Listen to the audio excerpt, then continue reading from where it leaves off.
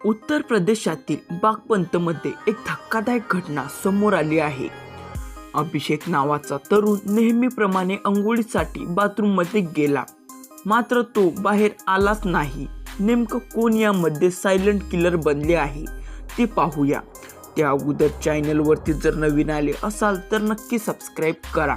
बागपंतच्या सुनहेडा गावात हद्दद्रावक घटना घडली आहे, ज्यामुळे संपूर्ण परिसर हादरला आहे।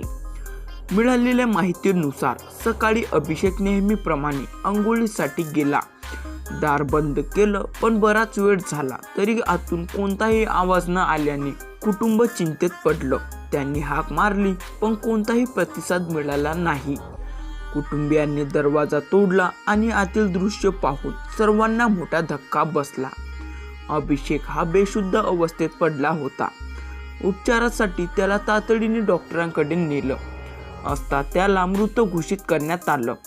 डॉक्टरांच्या मते जेव्हा गॅस गिझर चालू असतो तेव्हा त्यातून कार्बन मोनोऑक्साईड नावाचा धोकादायक वायू तयार होतो, जो दिसत नाही आणि वासही येत नाही। मात्र तो फुफ्फुसातील ऑक्सिजन वेगाने कमी करतो आणि त्यामुळे हा मृत्यू झाला आहे।